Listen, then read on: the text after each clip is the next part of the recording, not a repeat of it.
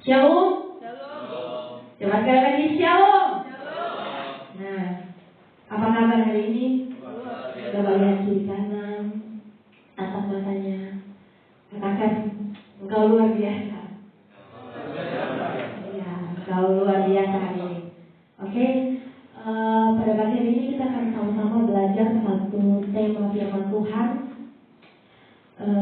yang cukup berat menurut saya, karena konsekuensinya yang berat ya kalau kita nggak melakukan ini. Dan saya sebelum pas kemarin bisa ceritahu Ibu Novi bahwa akan bawa sharing hari ini, saya udah punya beberapa list tema firman Tuhan gitu. Jadi saya harus menyampaikan apa gitu. Nah sebenarnya biasa pengkhotbah itu akan memilih tema itu sesuai dengan keadaan jemaat saat ini. Nah karena berhubung jemaat kita sampai ribuan, saya nggak bisa mendalami satu persatu. Nanti someday ya kita berdoa semoga kursi-kursi Tuhan penuhi, bahkan lebih lagi. Haleluya. Nah saya punya tema, jadi ada beberapa tema di situ. Kemudian pas 2 minggu kemarin tinggal ada kayaknya 2 tema ini yang akan saya pilih, tapi saya bingung juga mau yang mana di antara 2 ini. Saya buka WA, saya lihat status-status, ada menyinggung tentang ini. Saya buka IG, lihat lagi, banyak juga. Saya bilang tentang ini juga. Tapi saya belum memutuskan. Akhirnya pas saya buka FB, saya lihat Ibu Novi pasang status anaknya Keke kemarin bikin tugas. Di situ Keke bilang, saya sudah mengampuni orang menyakiti saya, karena saya tahu ketika saya tidak mengampuni, Tuhan tidak akan mengampuni. Di situ saya fix, saya akan bawa firman hari ini tentang belajar mengampuni. Semua katakan belajar mengampuni. Ada yang sudah, saya ini memang dari lahir memang orang yang begini, saya selalu mengampuni orang. Ada yang bisa mengampuni, nggak usah katakan. Ya kita jawab terhadap diri kita sendiri. Oke, hari ini kita buka kebenaran firman Tuhan dalam Matius 6 ayat 14 sampai 15. Matius 6 ayat 14 sampai 15. Kita akan baca bersama.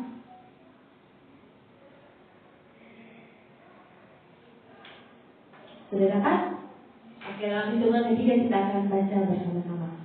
1, 2, 3. Karena jika kamu mengampuni kesalahan orang, Bapamu yang di surga akan mengampuni kamu juga. Tetapi jika kamu tidak mengampuni orang, Bapamu juga tidak akan mengampuni kesalahanmu. Ada amin? Amin firman Tuhan ya.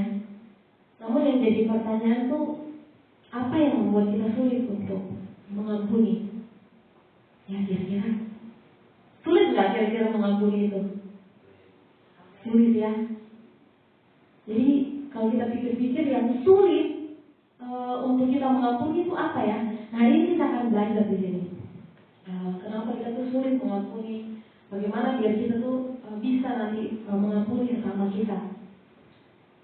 Di dalam pembacaan kita di ayat 14 dan 15 ini adalah satu perikop tentang hal berdoa. Ya, hal berdoa ini masuk di dalam khotbah Tuhan Yesus di gunung enggak ya, di atas bukit. Jadi ini masuk khotbah Tuhan di atas bukit. Ada hal berbahagia, ada tentang hal kekhawatiran, hal pengampunan, tentang 2 macam dosa dan banyak lagi. Nah, ayat ini masuk dalam hal berdoa. Hal berdoa, tahu di dalam hal berdoa itu ada apa? Ada doa Bapa kami. Saya tahu kita semua pasti sudah hafal doa Bapa kami. Ya, ada doa Bapa kami di dalam. Nah kita melihat, ya Tuhan ajarkan doa Bapa kami, tapi di kalimat atas dan kalimat bawah itu ada penegasan yang Tuhan ingin sampaikan ke kita pagi hari ini. Kita lihat di ayat ketika dia mengajarkan, kalau kita buka, nggak bisa ya? Kalau saudara punya Alkitab, bisa lihat itu ada doa Bapa kami dan di bawah ditutup dengan kalimat, karena jika kamu tidak mengampuni sesamamu, Bapa tidak akan mengampuni kamu. Itu kalimat penutup. Nah, percuma kita menghafal ayat ini, kita menghafal doa Bapa Kami, kalau kesimpulan ini kita nggak lakukan, Tuhan bilang percuma, Tuhan nggak akan mengampuni. Dengar doa kita pun enggak. Kemudian kita bandingkan dengan kalimat pembukanya di ayat 5. Coba buka ayat 5. Ayat 5 tadi. Di ayat 5 dikatakan apa di situ? Saya baca ya. Dan apabila kamu berdoa, janganlah berdoa seperti orang munafik. Mereka suka mengucapkan doanya dengan berdiri di dalam rumah-rumah ibadat dan pada tikungan-tikungan jalan raya, supaya mereka dilihat orang. Aku berkata kepadamu, sesungguhnya mereka sudah mendapat upah. Nah, di ayat yang pertama, di bagian A dikatakan, dan apabila kamu berdoa, janganlah kamu berdoa seperti orang munafik. Orang munafik ini maksudnya apa? Dalam cerita firman Tuhan, ada seorang Farisi dan ada juga pemungut cukai. Orang Farisi ini ketika dia masuk ke dalam bait Allah, dia berdiri paling depan dan dia berdoa dalam hatinya. Tuhan, saya bersyukur saya tidak sama seperti mereka. Saya bukan penjahat, saya bukan perampok, saya bukan orang lain, saya bukan pezina, dan saya bukan hal-hal yang jahat itu. Bahkan saya berpuasa 2 kali seminggu. Dan saya memberikan perpuluhan dari hasil penghasilan saya. Ini kata orang Farisi, dia berdoa di hadapan Tuhan. Kemudian datang orang pemungut cukai. Apa yang pemungut cukai lakukan, saudara? Dia berdiri jauh-jauh. Bahkan untuk masuk dia hanya mungkin sampai depan pintu. Kalau kita berdoa mungkin kita bisa menghadap kepada Tuhan, tapi ada firman Tuhan pemungut cukai untuk melihat ke atas pun dia merasa nggak layak. Kemudian dia pukul diri dia katakan, Tuhan, kasihanilah aku, orang berdosa ini. Dan Tuhan bilang semua ada upahnya. Dan kita tahu ini tentang munafik, ya, tentang kemunafikan. Kalau kita berdoa, kita berdiri di sini, kita memimpin pujian, akan saya menyampaikan kebenaran firman Tuhan. Ya, kalau hati kita belum beres, mungkin seperti orang munafik. Tahu ya, munafik itu kalau dalam arti kata aslinya itu berarti seorang aktor. Seorang aktor, seorang yang berpura-pura, atau seorang pemain panggung. Ya tahu ya, seorang aktor, iya dia tenar, benar. Tapi ketika dia menjalani syuting, ketika dia nggak bahagia, dia dipaksa untuk bahagia. Kamu harus bahagia. Oh, orang menjawab alur ceritanya kayak gitu, tapi sebenarnya dia nggak sedang bahagia. Mungkin dia sedang mengalami duka cita karena orang tua, karena atau apapun yang membuat dia sulit untuk bahagia, tapi dia harus berusaha tampil untuk terlihat bahagia. Itu seorang aktor, kata firman Tuhan. Seorang munafik seperti itu, kita berpura-pura, ya, kita berpura-pura. Saya tidak bermaksud menyinggung, maksudnya kita semua yang di sini ya, kita berdiri di sini, kita menyampaikan firman Tuhan, kita memimpin pujian, kita mendoakan orang, kita menasehati orang, kata firman Tuhan. Kalau hati kamu nggak beres, percuma. Kamu hanya seperti orang munafik, seperti orang Farisi tadi. Mereka bilang, bereskan hati kamu dulu, baru doa Bapa Kami yang tadi. Ya, Bapa Kami yang di surga, mencukupkanlah makanan kami hari ini. Kemudian kita minta ampun sama Tuhan. Tapi kalau kita nggak melakukan di ayat 14 dan 15 ini, Tuhan bilang omong kosong itu. Ya, makanya tadi saya bilang firman ini berat kan, apa konsekuensinya? Kalau kita nggak melakukan, kita nggak diampuni. Amin. Ya. Makanya Tuhan bilang, bereskan dulu hati kamu, baru kamu bisa saya ampuni. Coba kita buka dalam Markus 11 ayat 24 sampai 26. Markus 11 ayat 24, kita mulai dari ayat 24. Satu orang mungkin bisa bantu baca dari ayat 24. Markus 11 ayat 24 sampai 26. Karena itu aku berkata kepadamu, apa saja yang kamu minta dan doakan, percayalah bahwa kamu telah menerimanya, maka hal itu akan diberikan kepadamu. Dan jikalau kamu berdiri untuk berdoa, ampunilah dahulu sekiranya ada orang sesuatu dalam hatimu terhadap seseorang, supaya juga Bapamu yang di surga mengampuni kesalahan-kesalahanmu. Tetapi jika kamu tidak mengampuni, maka Bapamu yang di surga juga tidak akan mengampuni kesalahan-kesalahanmu. Amin. Ya, karena kita cuma mau di ayat 24-nya aja. Ya, ayat 24. Karena itu aku berkata kepadamu, apa saja yang kamu minta dan doakan, percayalah bahwa kamu telah menerimanya, maka hal itu akan diberikan kepadamu. Amin, amin. Tapi kita mau baca selanjutnya. Ya, kalau kita baca selanjutnya, ini nggak akan terjadi. Kamu harus mengampuni dulu, maka doa yang kamu minta kepada Tuhan, kata firman Tuhan, ketoklah maka pintu akan dibukakan, mintalah maka Tuhan akan beri. Itu akan terjadi kalau kamu melakukan itu.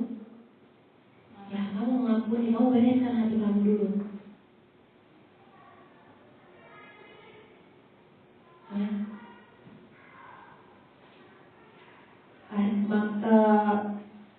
Ketika kita mengampuni, maka doa kita pasti dijawab oleh Tuhan. Doa kita pasti dijawab oleh Tuhan. Kalau kita nggak mengampuni percuma, Tuhan nggak akan jawab, bahkan dengar pun enggak, saya bilang. Firman Tuhan bilang. Ya, makanya bereskan kita. Kalau masih ada yang mengganjal, masih ada yang belum beres, keluarga kita, adik kakak kita, suami kita yang mungkin kayaknya menyakiti saya terus, atau anak kita, orang tua kita. Karena orang-orang yang berpotensi menyakiti kita itu adalah orang-orang yang dekat sama kita, saudara kita, anak-anak kita, keluarga kita yang akan berpotensi untuk menyakiti kita. Makanya Tuhan bilang, ampuni, bereskan dulu. Ya, kalau di kampung-kampung tuh ada orang-orang yang kalau hari ini mereka berantem, itu mereka besokannya nggak bakal ada yang datang ke gereja. Kalau ibu-ibu, saya berarti kan yang waktu di kampung, mereka nggak berani, apalagi perjamuan mereka nggak datang karena mereka merasa nggak layak, mereka lagi nggak beres hatinya. Itu mereka nggak mau datang kepada Tuhan, merasa nggak layak. Tapi sebenarnya itu pun salah, mereka harus dibereskan dulu biar kita bisa datang kepada Tuhan dengan lega, nggak ada beban gitu. Amin. Ya. Oleh sebab itu di ayat 7 dikatakan doa kita di ayat 7. Doa kita itu nggak perlu bertele-tele. Kenapa nggak perlu bertele-tele? Hanya jika hatimu beres di hadapan Tuhan, kita nggak perlu banyak minta apa-apa. Gitu. Dalam konteks ini ya, dalam konteks ini, mungkin di ayat-ayat yang lain ada, kamu harus minta, tapi dalam konteks firman ini, Tuhan bilang kamu nggak usah bertele-tele deh, berdoa Tuhan berkati saya, berkati keluarga saya, Indonesia ini biar Tuhan berkati, berlimpah. Bumi ini, tata surya segala macam yang kita bertele-tele sampai ke sana. Tuhan bilang nggak usah kayak gitu. Maka ketika kamu berdoa, kamu beres hatimu, kamu bilang Tuhan kasihanilah aku seperti pengemis tadi. Tuhan pun tahu apa yang kamu butuhkan. Tuhan tahu apa yang kamu perlu. Dan Dia akan menjawab setiap doa kita. Amin. Seperti yang tadi pemungut cukai. Nah kemudian kita perhatikan kata mengampuni ini. Ya, mengampuni di ayat 14 dan ayat 15. Kata mengampuni ini dari kata bahasa Yunani itu apiemi. Ya, apiemi. Artinya itu yang dalam arti kata itu kita mengesampingkan, kita meninggalkan, atau ada kata bercerai di sana. Ya, tapi orang kita nggak bisa bercerai ya. Ini hanya istilah untuk kata mengampuni aja. Jadi kita kata mengampuni itu kita seperti bercerai. Tadinya kita bercampur, tadinya kita hidup bersama. Nah, ketika kita mengampuni, kita jadi memisahkan diri. Ya, kita tadi yang satu rumah, kita nggak, kita akhirnya meninggalkan, kita mengesampingkan itu, kita hidup sendiri. Nah, ini khusus untuk kata mengampuni ini. Jadi rasa dendam, rasa marah, rasa kecewa, rasa sakit hati, mungkin juga dendam, ya. Dari dalam diri kita itu kita harus mengesampingkan, kita harus tinggalkan, kita harus bercerai dengan dia. Itu tadinya kita bersama-sama, ya, dengan rasa dendam dalam hati kita, rasa kecewa. Kata firman Tuhan mengampuni, melepaskan itu, kita mulai melepaskan. Ya, kita mulai memisahkan diri dari rasa kecewa, rasa marah itu. Kita harus lepaskan. Jadi itu nggak bercampur lagi, yang tadinya itu bersatu dalam hati kita. Kemudian itu kata firman Tuhan, tinggalkan itu, kesampingkan rasa-rasa yang membuat hati kamu tuh sakit. Yang coba lihat dalam Efesus 4 ayat 31 dan 32. Efesus 4 ayat 31 dan 32 saya akan bacakan. Segala kepahitan, kegeraman, kemarahan, pertikaian dan fitnah hendaklah dibuang dari antara kamu. Demikian pula segala kejahatan. Tetapi hendaklah kamu ramah terhadap seorang terhadap yang lain, penuh kasih mesra, saling mengampuni, sebagaimana Allah dalam Kristus telah mengampuni kamu. Kata di ayat yang ke-31, segala kepahitan, kegeraman, kemarahan, pertikaian, fitnah, itu kita kesampingkan, kita tinggalkan, kita bercerai dengan itu. Itu mengampuni. Arti kata mengampuni. Ya, arti kata mengampuni yang kedua,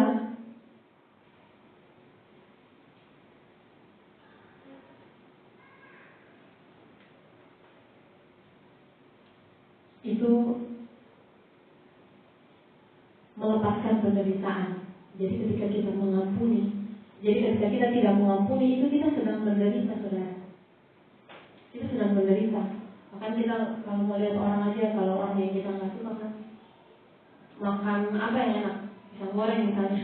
Pisang goreng ini pada suka pisang goreng semua. Ya, pas dia ya ampun, jadi nggak selera makan. Enak nggak sih kayak gitu? Nggak enak ya. Jadi kalau ketika kita nggak mengampuni, kita tuh sebenarnya dalam hidup dalam penderitaan. Kata firman Tuhan, kita sedang menderita. Ada beban gitu yang kita pikul. Jadi pas kelihatan orang itu damai sejahtera, sukacita hilang, kayaknya saya nggak nafsu makan lihat mukanya dia. Gitu. Jadi kita menderita sendiri. Makanya kata firman Tuhan, mengampuni itu seperti kita melepaskan penderitaan kita. Ya, ketika kita mengampuni. Ketika kita tidak mengampuni, kita seperti meminum racun. Ya, kita minum racun, kita minum racun. Tapi dalam harapan kita semoga yang kita nggak suka, yang kita marah sama dia itu, semoga dia susah ke. Bahkan kita berdoa dia cepat mati gitu. Nggak ada yang di sini ya, di sana sini. Ya kita akan mendoakan mereka ya gitu. Padahal kita yang minum racun, yang pada akhirnya kita yang akan mati sendiri kalau kita nggak mengampuni. Ya, jadi kita merasakan itu seperti sebuah beban berat. Ya. Kemudian ketika kita nggak mengampuni, kita tuh sama seperti orang yang berhutang. Ya, seperti orang yang berhutang. Berhutang ini enak nggak? Nggak enak. Saudara, saya pernah satu kejadian, saya mau cerita di sini. Jadi tahun lalu itu Ibu Novi lagi. Dan tadi Ibu Novi udah berapa kali? Jadi Ibu Novi tahun lalu kan rencana mau ke Manado. Dia dulu saya pesan tiket pakai akun saya lagi. Pakai akun saya pesanin aja. Jadi Pak Ibu dan Ibu Novi pesan tiket. Pas hari udah mau dekat, ternyata Pak Ibu ini nggak bisa karena nggak ada cuti.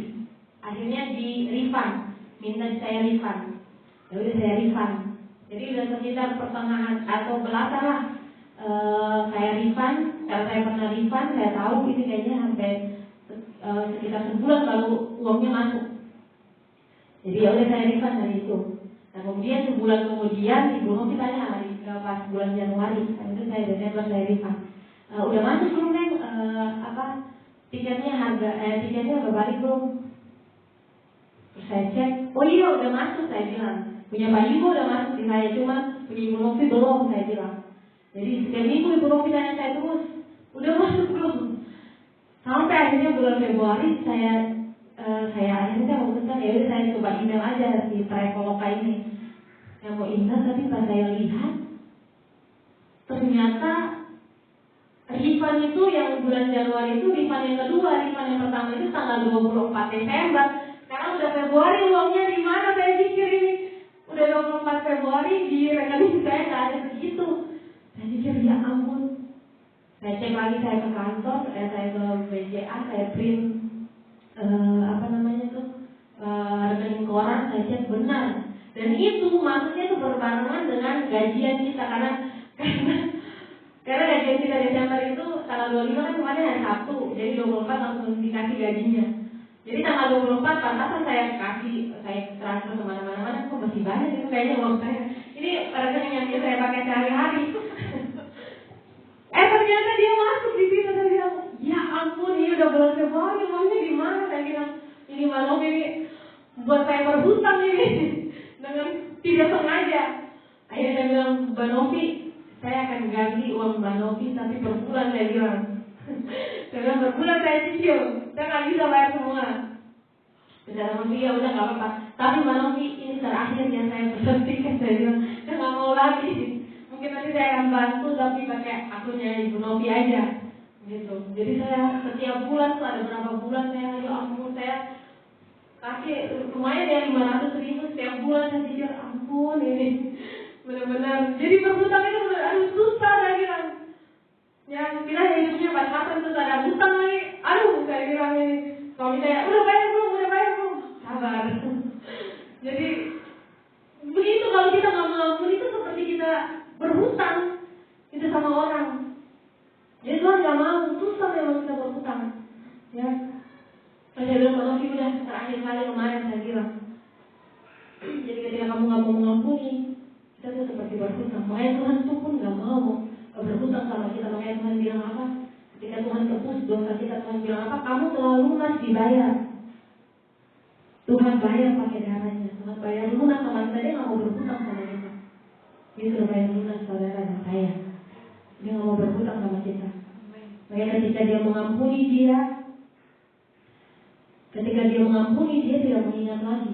Ya Tuhan nggak mengingat lagi ketika Tuhan memutuskan, oke, saya akan ampuni Bu Esther saya, dan Tuhan nggak akan mengingat lagi kesalahan kita. Itu yang Tuhan mau. Tuhan nggak mau mengingat kesalahan kita. Seperti contoh seorang bapak yang punya 2 anak sulung dalam firman Tuhan, dua anak yang sulung dan si bungsu. Kemudian si bapak ini membagikanlah harta kepada 2 anaknya ini, yang sulung dan si bungsu. Yang sulung dibagi sama rata, kemudian yang bungsu apa yang dia lakukan? Dia pergi ke kota, dia berfoya-foya di sana, dia menghabiskan uangnya sampai tiba waktunya dia ada bencana kelaparan. Dia udah gak punya uang sama sekali. Akhirnya dia menjadi penjaga babi. Karena dia gak punya uang, dia gak bisa beli makanan. Apa yang dia makan? Dia makan makanan babi, makan ampas. Tapi dia susahnya, tapi dia memikirkan kembali. Oh iya, di rumah bapak saya tuh banyak pelayan-pelayan, mungkin saya bisa jadi pelayan. Ketika saya kembali ke rumah bapak saya, akhirnya dia memutuskan, dia bertobat, dia akan kembali ke rumah bapak. Dia nggak membayangkan kalau dia bakal akan diangkat lagi jadi anak, bahkan dia tahu dia mau jadi pelayan aja di rumah bapaknya sendiri. Tapi kemudian apa yang bapaknya lakukan, apa yang bapaknya lakukan? Ketika dia melihat anaknya dari jauh, dia berlari saudara, dia memeluk anaknya. Ya, dia memeluk, bahkan dia kasih pelayan, kasih juga yang paling terbaik, kasih cincin, potong semua domba-domba yang gemuk-gemuk, kita akan pesta malam ini. Dia nggak bertanya, di mana uangnya? Ya, kalau bapak kesini ada nggak kayak gitu? Ya, dia nggak bertanya, saya kemarin sudah kasih kamu uang, mana uangnya? Kamu udah pakai kemana? Dia nggak bilang kayak gitu. Dia nggak menyinggung sama sekali, bahkan dia memeluk anaknya. Amin. Ya, begitu juga dengan Tuhan. Tuhan nggak mengingat ketika kita mau bertobat, kita mau mengampuni, kita datang kepada Tuhan. Tuhan udah nggak ingat lagi dosa kita. Tuhan nggak ingat lagi kesalahan kita. Dia nggak akan mungkin lagi. Cuma kadang kita suka terintimidasi sendiri. Tapi kalau Tuhan udah nggak mengingat lagi. Ya. Jadi seperti seorang bapak yang sayang sama anaknya, Tuhan pun begitu. Oke, kemudian kita balik lagi pertanyaan yang tadi di atas. Kenapa kita sulit mengampuni, saudara? Ada yang bisa kasih jawaban? Kira-kira apa ya? Yang paling bikin sulit memaafkan. Menurut saya orang yang sulit memaafkan itu karena kita merasa orang itu memang pantas untuk tidak diampuni. Dia sudah menyakiti saya. Dia sudah membuat saya kecewa. Dia sudah menyakiti saya. Dia pantas memang untuk diampuni. Tidak diampuni. Ya makanya kita sulit untuk mengampuni. Karena kita merasa memang dia pantas. Dari apa yang sudah dilakukan, saya sudah bantu kamu, saya sudah tolong kamu, atau saya sudah merawat kamu. Misalnya sama anak kita atau sama orang tua kita, saya sudah coba rawat kamu. Kamu sakit, kamu gini. Tapi apa yang kamu lakukan kepada saya? Kamu tusuk saya dari belakang, atau kamu menyakiti saya, kamu mengecewakan saya. Jadi makanya kita merasa memang pantas dia untuk tidak diampuni. Saya anaknya saja kamu datang minta pengampunan, saya nggak akan mengampuni. Kita merasa orang itu pantas. Ya. Makanya kita nggak mau mengampuni. Kemudian pernah ingat cerita tentang Petrus tanya sama Tuhan Yesus, Tuhan, berapa kali saya harus mengampuni saudara saya? Dia bilang saudara, karena kita tahu memang orang-orang yang berpotensi yang tadi menyakiti kita adalah saudara-saudara kita sendiri. Tuhan tanya, Petrus tanya, Tuhan berapa kali saya harus mengampuni saudara saya yang menyakiti saya? 7 kali kah? Itu standarnya Petrus, 7 kali. Menurut dia itu udah lumayan itu 7 kali. Tapi Tuhan bilang apa? 70 kali 7 kali kamu mengampuni. Kalau ada yang menghitung, hitung aja itu. Ya, tapi aku lihat ada yang mencoba menghitung itu. Jadi kalau dipakai per hari itu berarti 3 menit sekali kita harus mengampuni. Itu kalau mereka yang hitung ya. 3 menit sekali mereka harus mengampuni. Artinya itu nggak ada batasnya sebenarnya. Kita untuk mengampuni orang. Ya. Kamu mengampuni orang sebanyak 70 kali 7 kali. Makanya ada setelah percakapannya itu dengan Petrus ini, di bawahnya Tuhan dia kasih perumpamaan. Ya, ini tentang hal mengampuni. Dia kasih perumpamaan. Ada seorang tuan dan seorang hamba. Seorang hamba ini berhutang kepada tuannya 60 dinar kalau nggak salah, kita cek. Di dalam Matius 18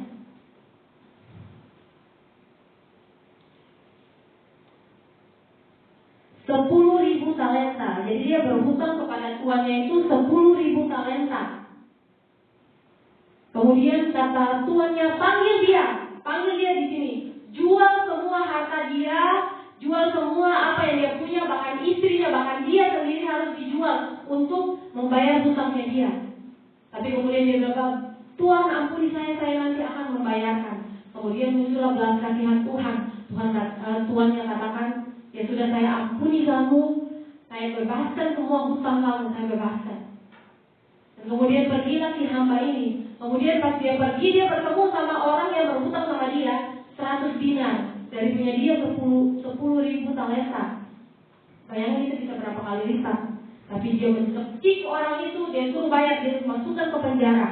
Dia suruh bayar, padahal 10.000 dinar yang tadi dia berhutang kepada tuannya ampuni, tapi dia tidak mengampuni orang yang di bawah yang berhutang hanya sedikit.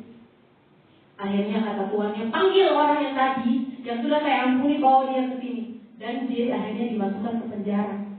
Ya, itu contoh yang mengampuni. Karena Tuhan sudah mengampuni kita dengan kesalahan kita bahkan yang lebih besar. Ya, tapi untuk memaafkan, mengampuni orang yang bersalah sama kita, mungkin yang nggak ada apa-apanya atau mungkin bukan sakit juga, kita nggak mau. Tapi kita nggak melihat Tuhan yang tadi sudah mengampuni kita yang begitu besar, sudah mengampuni setiap dosa kita. Kita merasa memang dia memang pantas untuk diampuni. Saya mau tanya balik, kira-kira kita pantas nggak diampuni sama Tuhan? Dari apa yang sudah kita lakukan, pantas nggak saudara diampuni sama Tuhan? Nggak ada yang pantas, semata-mata karena kasih Tuhan dalam hidup kita. Ya, dia rela mati buat kita, dia menebus kita, dia bayar lunas setiap hutang, setiap pelanggaran kita, dosa kita. Jadi mengampuni itu Tuhan memilih untuk mengampuni kita. Tuhan bilang di atas kayu salib, dia nggak hanya mengajarkan doa Bapa kami saja, tapi dia juga mempraktekkan itu ketika dia disalibkan. Ya, dia dikhianati oleh murid-muridnya, dia dikecewakan, dia dijual oleh muridnya, kemudian dia dikhianati oleh muridnya, ya, dia dicambuk. Tapi kemudian apa yang dia katakan? Tuhan, ampunilah mereka sebab mereka tidak tahu apa yang mereka berbuat. Ya. Dia bahkan memberikan standar kita, ya, memberikan kita standar bahwa kalau kamu mengampuni harus sama seperti saya ini, bukan kayak Petrus yang tadi 7 kali. Tapi Tuhan kasih standar dia, ketika kamu mengampuni, kamu ini ada standarnya. Ya, standar Tuhan yang jadi dia nggak hanya mengajarkan bahwa Bapa kami di dalam ada ampuni dosa, tapi dia juga mempraktekkan. Gitu. Jadi kita harusnya udah punya standar mengampuni.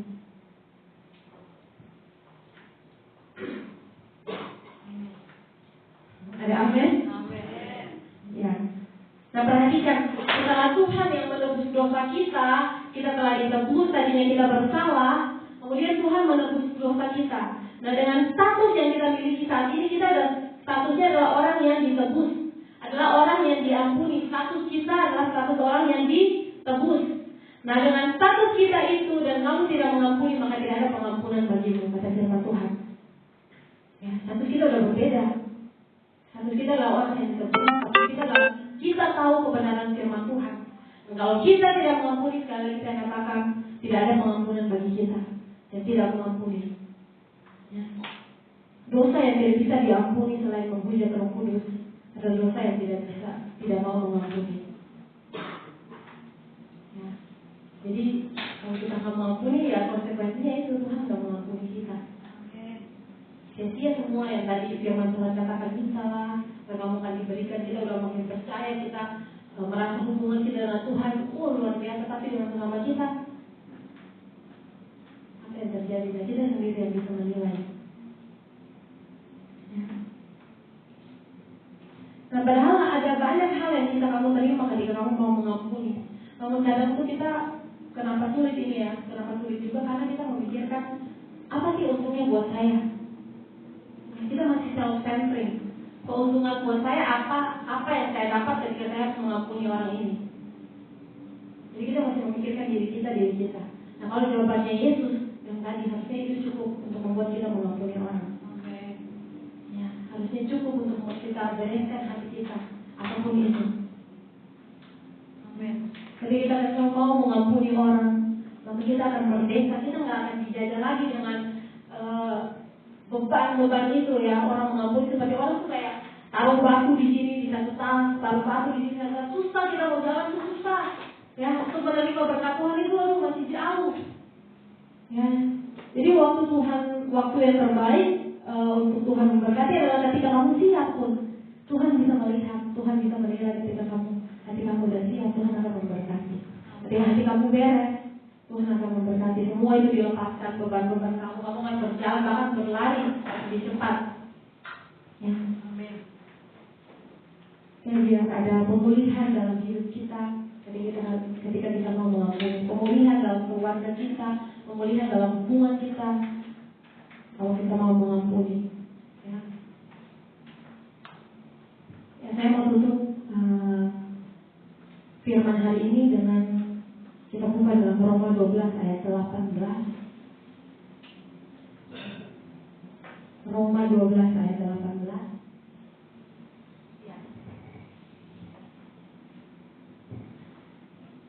Dikatakan apa? Sedapat-dapatnya kalau hal itu bergantung padamu, hiduplah dalam perdamaian dengan semua orang. Ya, hiduplah damai dengan semua orang. Ada firman Tuhan, kalau kita hidup damai, kita akan memunculkan akar pahit. Ya, akar pahit ini nggak baik, saudara. Kalau hati kita ada akar pahit, maka ranting yang muncul akan pahit, batang yang muncul akan pahit, daun-daun yang muncul akan pahit, bahkan kita berbuah pun akan pahit kalau ada akar pahit di hati kita. Bahkan orang-orang yang ada di sekitar kita pun bisa jadi pahit. Tuhan bilang kalau sedapat-dapatnya, ayo kita hidup berdamai dengan semua orang, berdamai dengan keluarga kita, maka akan terjadi pemulihan dalam hidup kita.